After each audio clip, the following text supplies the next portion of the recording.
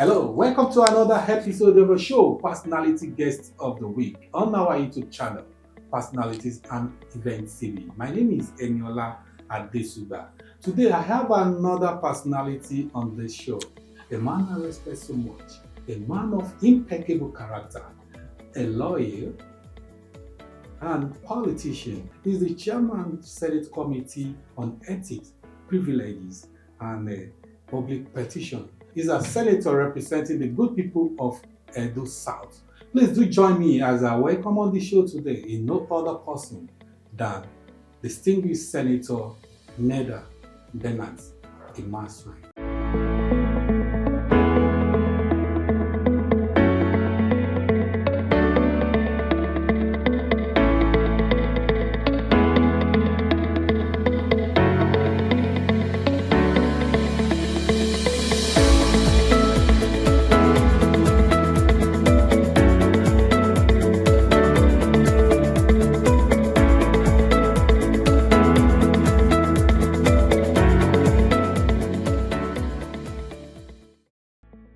Sir, you are welcome on the show. So I know I've not really done justice to your personality. Okay. Distinguished Senator Neda Imasuen. Thank you so very much. Well, Senator Neda Imasuen is your everyday man. I like to refer myself as such. I, like you said, a politician. I try to differ from that. I would say I happen to be a lawyer in politics. Because what politics connotes these days in our climate, it's something that is interesting. I'll put it mildly that way. But like as you rightly said, I am a senator representing Edo South Senatorial District. I came into Senate on a platform of the Labour Party before the crisis, and I defected to APC. Yes, I'm the chairman Senate Committee on Ethics, Privileges and Public Petition. That's a committee that is seized with the responsibility of, call it, say the judge of the Senate, because whatever the ethical problems that emanates in the Senate is referred to my committee. We sit on it, and the decision is taken and is referred to the plenary, and the whole plenary now decides on what to do with it. I was born in Benin City, precisely in a very historical quarters in Benin called Ogbe. Ogbe is the home to the palace as well. And then I attended St. Thomas's Catholic School, also in Benin City, Ogbe as well. And there on went on to high school, Edo Boys High School in Benin City, Edo Boys High School in Benin City, where I also graduated, and then went on to the University of Maiduguri, where I read law. And in 1985, I was called to the bar. We then had only one law school, which was in Lagos. And then I did my youth service again in Lagos. And then worked for about 6 months, practiced for about 6 months. Well, I actually did my youth service with Lagos State Ministry of Justice, Civil Litigation Department. And then went on to private practice for about 6-7 months before I found myself in the shores of the United States. I was in New York precisely, where I also worked for the city of New York before I passed my borders on to practice law in New York. While in New York, I also went back to school to do my master's in public administration, where my interest was actually in public policy. I attended the Long Island University, Brooklyn campus, New York City. I came back to Nigeria, interestingly, in 2010. And I came back with I got, I won't say an employment, but I got a position with the EU, European Union, under the EU trip that brought me to Nigeria in 2010. And I was sent to Jigawa, where I was the state coordinator for EU. Well, I did that, and when I was done with that, I was actually ready to go back to the United States because I came in, I was employed there, and I had a return ticket to go back. But while I was in Jigawa, of course, I made friends. And one of the friends I made was the country director for WYG. It's a consultant outfit based in the UK, but doing businesses in Nigeria. And so he came to Jigawa for another business. And of course, he came to the office to see me. So we exchanged cards and we became friends. And so, of course, we were talking every now and then. And he asked, so when this assignment is over, what are you going to do? I said, I'm going back. I'm going back to the United States. He said, oh, really? I said, it's okay. But will you be interested if something else comes up? I said, it depends what it is. He said, okay. And so I was done. I was in Benin City. Took time out to spend another extra 1 month with my family, my mother and relatives before going back. And then I got a phone call from him from UK and says to me that, oh, Neda, I said something came up. I said, what is it? And he said to me that I think this is the program with the state peer review that came up and they were handling. I think it was a program that was under the Nigerian Governors Forum. So he sent my name to it, and then so I said, okay, let me try it out. I mean, everything's an experience in life. And so I accepted it. You made mention of something when you were elected in the Labour Party platform. Give us an insight to this. Well, thank you for that question. The one letter that I would consider very unfortunate. I mean, you are a journalist, so I'm sure you are aware of the infighting that actually took place within the Labour Party. We didn't see it coming, I must admit. But I think it was a matter of ego, a matter of selfishness, lack of focus, and for someone who I don't even believe that the chairman of the party, of Labour Party then, really believed in Labour Party. I'm not sure he did, because it takes me back to the biblical parable of the baby that two women were struggling for the ownership of. One said it's my child, the other one said it's her child. And then the king says, fine, since I can't tell who owns this child, I'm going to cut it into two, and then one part to the other side, to one woman, the other part to the woman. The woman who does not own that child said that was a fair judgment. That's fine, cut. And the woman who owned the child said, no, rather than kill this child, give it to her. So the wisdom was very clear that that woman had passion, had love for that child. And rather than be selfish to have that child killed, none of us will have that child. Let the woman who doesn't own it have it. So I'm bringing that analogy back to Labour Party. Now, when you have a chairman who believes in the party, he will not do everything to kill the party. So the chairman of the party did everything within his power to destroy the party. Even at the point that we all did everything to try to resuscitate it, he was still very much against reconciliation. Good to hear that, sir. Sir, we celebrate personality on this show, people that have done well in the area of the endeavor. We've seen what you have done, sir, but we would like you to blow your trumpet yourself. Sir, you've done so many projects, you've initiatives, empowerment.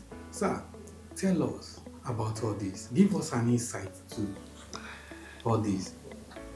Well, thank you so very much. I think that is one of the disadvantages that I have as somebody in politics. Politics speaks so much about blowing your trumpet. Sometimes when the trumpet is empty, you still have to blow it because that's what gets people's attention.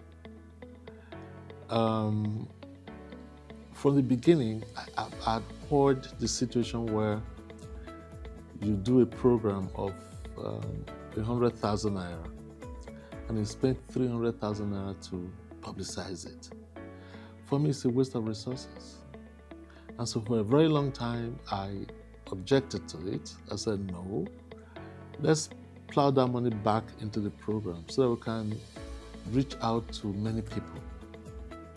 But unfortunately, it never sat well with a whole lot of people because as far as they're concerned, you're not doing anything. 2, it doesn't matter what you do. Those who want your seat, those who, for whatever reason, don't even like your face, or those who just believe that, oh, he shouldn't even be senator in the first place. How did he get there? Oh no, we must make sure that we bring him down. We never say anything good in what you do, no matter how good it is. Well, you call it politics, but which is why I refuse to say any politician. This is exactly what I just said. There's something wrong in saying good about people who are doing good. For me, if I have nothing good to say about you, or if it's such a thing that I don't want to praise you for whatever, I'll keep quiet. But I will not begin to lie against you or begin to say what you know is not true. And so that's where I differ from a whole lot of people, and that's why I may not be that kind of politician that's in the mainstream. We on this other side, we're very few, and I don't regret it at all. Yes, my projects, what I set out to do as a senator, I will subdivide them into 2 or 3 compartments. I'll talk about those physical things that you can see, and I'll talk also about those intangible things that you do not see. And for me, those intangible things are even more important than the tangible things. Tangible things like you do an empowerment, you bring, buy people refrigerators, buy them grinding machines, buy them all sort of machines. Those are tangible things that people want to see. And that's how they measure you. But I just believe that it goes beyond that. I truly believe in human mentoring. I believe in character formation.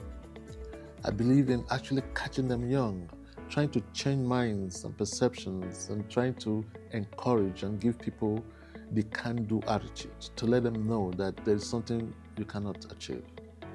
All you have to do is put your minds to it.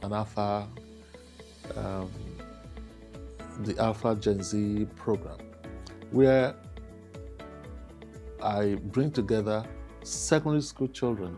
The first year we did female only because I thought we should focus on, women, female dropout in school, early pregnancies, and all distractions. And so we assembled them in Benin, over 300 students, and have a 2 days program where we brought people to speak to them. Women of substance, women, that have achieved, younger ones as well, to come and mentor them, talk to them, let them see the world beyond what they can see, and give them the possibilities that you can be me, you can even do better. And so it was well received, I must tell you, because as I speak, I still have many of the students call me. And I think that's the next stage I think I'm looking at, trying to set up a mentorship program where I'll ask volunteers, women and men, to please agree to be mentors to these younger ones, because I just realized they lack mentorship. They need people they can speak with.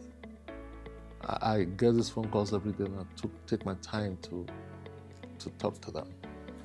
So the second year we also did it, and then we now say no. Boys and girls grow up in the same environment. It takes two to tango.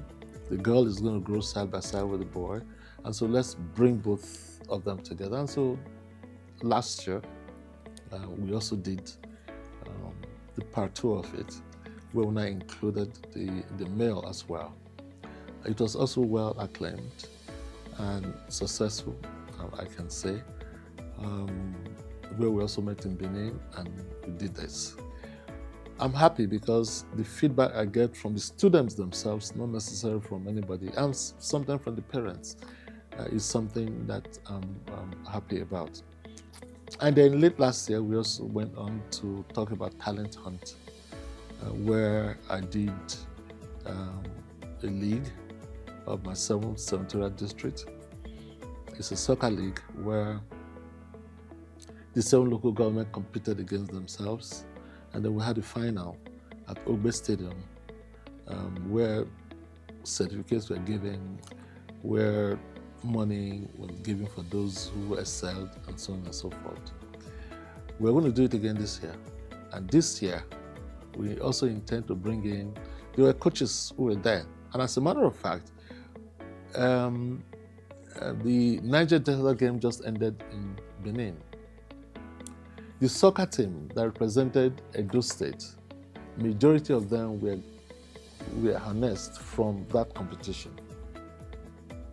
They got them from that competition. That's where they were spotted. They represent the state. And in my speech, I also said to them that this is like a journey of a long journey, but starting with one step. That amongst you, we might find another mega star who will be representing the country and represent themselves. And I truly believe in that. This year, when we do it again, I believe it's going to be even wider in scope. And so that we'll be able to, I'm talking to some people who are even Nigerians, but who are involved in international scouting and coaching, and they are based outside Nigeria, in Europe mostly, who have agreed to come so that they can be part of it and see those they know have the raw talent that they can polish and take away to international leagues. So it is my hope and my wish that we succeed in that endeavor. Other things that we have done is, medical outreach. As a matter of fact, we just did one last month in the 7 local governments, where we touched on, because what informed that was that I attended the program of some cancer doctors had a program at Nikon. I was invited. And after listening to all of it, and I realized that, whoa, cancer, breast cancer and cervical cancer is actually one of the leading causes of death in both female and male. Female, the breast cancer, and the male cervical cancer. And I approached them and said, don't you think that there has to be a lot of awareness of this? Because a lot of people are not truly aware of this. Because information is key. If they become aware of it, maybe they can also go further to see what they need to do to be able to spot this situation, the condition on time. Because cancer in whatever form is, if you can catch it early, then you'll be able to manage it. But if you catch it at the late stage, there's very little one can do about it. And so they agreed with me, and so I set up something with them that, please, I need you all to come to Benin City and to my 7 local government to bring this awareness and to treat. See those you can see, do the test. If anyone has it, take the person in and let's see how we can help. And hopefully, no one will have it, and then educate them on how for them to check themselves, and for the men, what to do. Sometimes it has to do with dieting, whatever it is that they need to be advised on. So we did that for 3 days in Benin, in the 7 local governments. And for what I also see, it was very, very successful. Good to hear that, sir. On a final note, what message would you like to share with the good people of your senatorial district and Nigerians all over the world in your local dialects and the many in English? Well, Oba Van Obota, because I'm not sure that it's going to be aired in the morning or in the evening, so I say good morning, good evening. Wabi Damiho, Oviwa, Nwagie, Azanokwa, Azano Yuson, I say Senate. Oviwa, Senator Neda Imasuen. Iwe Lima Tuwao, Iwe Dupon Wage Meina, Irun Ose, Nwalawa Irun Sume, Usaguaro. So I just said that to my constituents is their son, Neda Imasuen, who is their senator in the Senate, and that I thank them for sending me here, and that I'll do my best, and that God should be with them. Thank you. Thank you. This is where we are going to draw the curtain for this week's episode of the show, Personality Guest of the Week on our YouTube channel, Personalities and Event TV. Special thanks to all the guests that are featured on this show, and to all our viewers, and to my guest for today, distinguished Senator Neda Imasuen. Sir, thanks for coming on. Thank you. I appreciate it. Thank you. My name still remains Adesuba Eniola. Till I come your way again. Like I just say, stay out of trouble. Nigeria shall be great again. Bye for now.